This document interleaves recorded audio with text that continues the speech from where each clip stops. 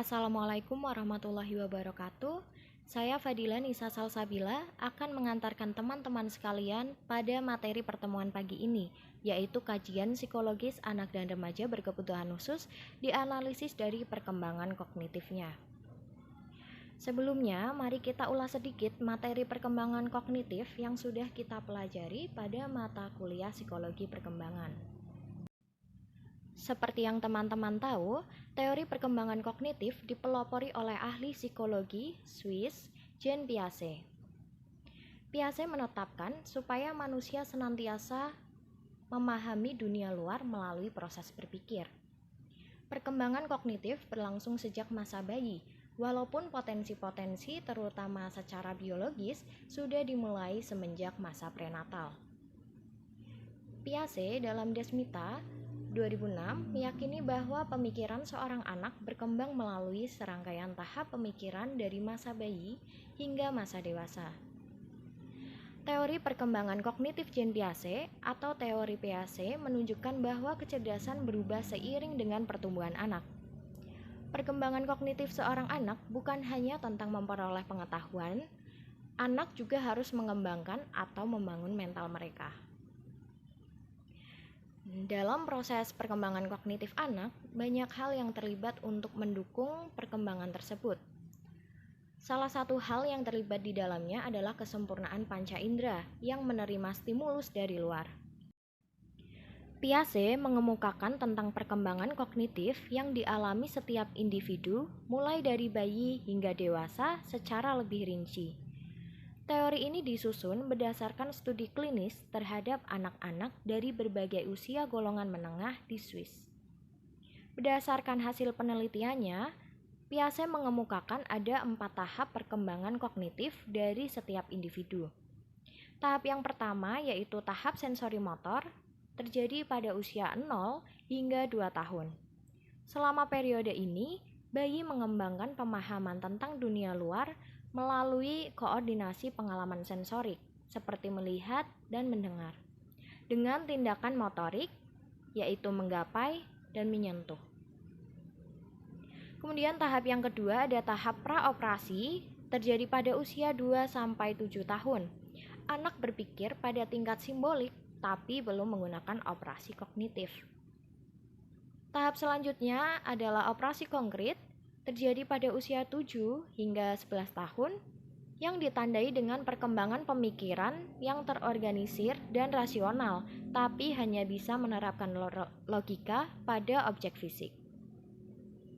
Tahap yang terakhir adalah tahap operasi formal, terjadi pada usia 12 tahun ke atas, di mana anak mulai memperoleh kemampuan untuk berpikir secara abstrak dengan memanipulasi ide di kepalanya.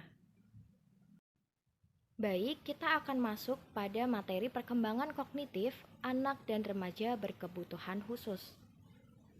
Perkembangan kognitif anak dan remaja berkebutuhan khusus rata-rata cenderung terhambat dalam berpikir, menganalisis, serta mengolah informasi yang diperoleh. Dalam proses perkembangan kognitif anak, banyak hal yang terlibat untuk mendukung perkembangan tersebut. Salah satu hal yang terlibat di dalamnya adalah kesempurnaan panca indera yang menerima stimulus dari luar. Panca indera seperti indera penglihatan, pendengaran, dan indera lainnya akan menerima banyak sekali stimulus dari lingkungan luar yang nantinya akan diterima dan diproses oleh otak. Pemrosesan ini yang membentuk konsep dan pengertian pada diri seorang anak, termasuk proses belajarnya. Nah, hal inilah yang sering membedakan antara anak normal dengan anak berkebutuhan khusus. Anak dan remaja berkebutuhan khusus memiliki karakteristik dan hambatan yang berbeda antara satu dengan yang lainnya. Antara lain, tunanetra yaitu individu yang memiliki gangguan dalam penglihatan, tunarungu, individu yang memiliki gangguan dalam pendengaran, tunagrahita, individu yang memiliki kemampuan intelektual di bawah rata-rata, tunadaksa, individu yang memiliki gangguan gerak, tunalaras, individu yang memiliki hambatan dalam mengendalikan emosi dan kontrol sosial, Kemudian ada anak berbakat, anak kesulitan belajar, anak autisme di mana memiliki gangguan perkembangan otak yang memengaruhi kemampuan dalam berkomunikasi dan berinteraksi dengan orang lain. Dan yang terakhir ada anak hiperaktif atau ADHD, Attention Deficit Disorder with Hyperactive, bukan merupakan penyakit, tetapi suatu gejala atau symptoms, yaitu kondisi ketika anak terus aktif tidak melihat waktu, situasi, dan suasana sekitar. Perkembangan kognitif tunanetra. Tunanetra menyebabkan kognitif seorang anak menjadi terhambat. Hal ini terjadi karena perkembangan kognitif sangat erat kaitannya dengan IQ, tetapi juga dengan indera penglihatannya. Proses pencarian keseimbangan antara teknik asimilasi maupun akomodasi tidak seimbang karena keterbatasan dalam penglihatan sebagai modal utama untuk melakukan pengamatan terhadap suatu objek tertentu yang ada di lingkungan. Jadi hal inilah yang menyebabkan perkembangan kognitif tidak optimal. Karena tunanetra memiliki keterbatasan dalam indera penglihatan, maka proses pembelajaran menekankan pada alat indera yang lain, seperti indera peraba dan indera pendengaran. Anak dengan kondisi tunanetra kerap mengalami masalah konseptualisasi yang abstrak karena tidak tahu, kurang memiliki pandangan yang konkret dan fungsional. Perkembangan kognitif tunarungu. Perkembangan kognitif anak tunarungu menurut Delphi 2006 secara umum cukup baik, khususnya dalam segi berpikir dan pemahaman. Mereka memiliki perkembangan kognisi dikarenakan ada hubungan erat antara perkembangan berbahasa dan berpikir. Umumnya, kemampuan mengingat anak tunarungu sangat singkat, hanya hitungan beberapa detik, tidak sampai menit. Gangguan yang terjadi pada anak tunarungu akan menghambat perkembangannya seperti pada proses kognitifnya. Individu tunarungu cenderung kesulitan dalam memahami konsep dari sesuatu yang abstrak. Perkembangan kognitif tunagrahita. Perkembangan kognitif pada anak tunagrahita lebih lambat dibandingkan dengan anak normal. Anak tunagrahita memiliki IQ di bawah rata-rata dan daya ingat yang tidak sama dengan anak normal pada umumnya, sehingga menyebabkan fungsi kecerdasan dan intelektual mereka terganggu yang menyebabkan permasalahan-permasalahan lainnya yang muncul pada masa perkembangannya. Menurut WHO, seorang tunagrahita memiliki dua hal yang esensial, yaitu fungsi intelektual secara nyata di bawah rata-rata dan adanya ketidakmampuan dalam menyesuaikan diri dengan norma dan tuntutan yang berlaku dalam masyarakat. Perkembangan kognitif tunadaksa.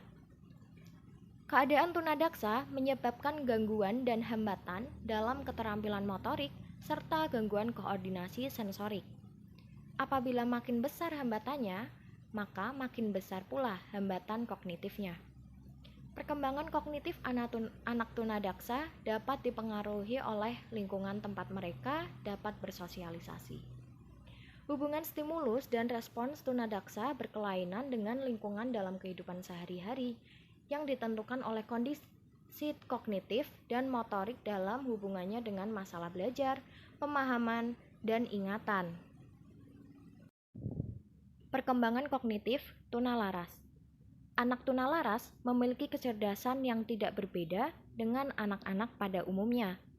Prestasi yang rendah di sekolah disebabkan mereka kehilangan minat dan konsentrasi belajar karena masalah gangguan emosi yang mereka alami. Kelemahan dalam perkembangan kecerdasan justru yang menjadi penyebab timbulnya gangguan tingkah laku pada anak. Masalah yang dihadapi anak dengan intelijensi rendah di sekolah adalah ketidakmampuan untuk menyamai teman-temannya. Padahal pada dasarnya seorang anak tidak ingin berbeda dengan kelompoknya, terutama yang berkaitan dengan prestasi belajar. Perkembangan kognitif anak berbakat. Para ahli dengan hasil penelitiannya menunjukkan secara biologis perbedaan struktur otak antara anak berbakat dengan anak normal. Anak berbakat mampu menggunakan kedua belahan otak kiri dan kanan sebagai alat berpikir dan seluruh fungsi-fungsi lainnya. Berbagai karakteristik perkembangan kognitif anak berbakat menunjukkan kemudahan yang dimilikinya dalam belajar. Apabila karakteristik tersebut tidak tersalurkan dengan sebagaimana mestinya, maka tidak mustahil muncul masalah-masalah perkembangan. Perkembangan kognitif anak berbakat juga disertai dengan kemampuan intuitif yang akan mengarahkan kepada permunculan perilaku kreatif mereka. Perkembangan kognitif anak dengan kesulitan belajar. Individu dengan kesulitan belajar memiliki gangguan pada satu atau lebih kemampuan dasar psikologis yang mencakup pemahaman dan penggunaan bahasa, berbicara dan menulis yang dapat memengaruhi kemampuan berpikir, membaca, berhitung, berbicara yang disebabkan karena gangguan persepsi, brain injury, disfungsi minimal otak, disleksia, dan afasia perkembangan. Individu kesulitan belajar memiliki IQ rata-rata atau di atas rata-rata, mengalami gangguan motorik persepsi motorik, gangguan koordinasi gerak, gangguan orientasi arah dan ruang, serta keterlambatan perkembangan konsep. Perkembangan kognitif anak autisme. Perkembangan kognitif anak penyintas autisme terhambat karena adanya gangguan pada perkembangan susunan syaraf pusat yang menyebabkan terganggunya fungsi otak, sehingga memengaruhi kemampuan para penyintas dalam berkomunikasi dan berinteraksi dengan orang lain. Penyintas autisme masih mempunyai ingatan yang cukup baik, namun kurang memiliki fantasi atau imajinasi sehingga memiliki sifat ketidaktertarikan yang kompleks baik kepada orang, karakter hayalan, binatang, ataupun peran orang dewasa. Perkembangan kognitif anak hiperaktif. Anak hiperaktif memiliki suatu pola tingkah laku yang tidak bisa diam atau tidak bisa fokus kepada satu kegiatan, melainkan beberapa kegiatan. Anak hiperaktif mempunyai ciri-ciri sulit untuk dikendalikan, tingkah lakunya selalu menentang, tidak kenal lelah, tidak sabar, dan selalu usil. Ketidakmampuan anak untuk memusatkan perhatiannya pada sesuatu yang dihadapi, sehingga rentang perhatiannya sangat buruk atau sangat singkat waktunya dibandingkan anak-anak lain yang seusianya, serta cenderung memiliki orientasi kesenangan sendiri. Perilaku hiperaktif dapat mengganggu proses pembelajaran anak, selain itu dapat mengganggu konsentrasi siswa dan temannya. Semoga materi kajian psikologis anak dan remaja berkebutuhan khusus dianalisis dari perkembangan kognitif yang saya bawakan dapat bermanfaat bagi teman-teman. Terima kasih. Wassalamualaikum warahmatullahi wabarakatuh.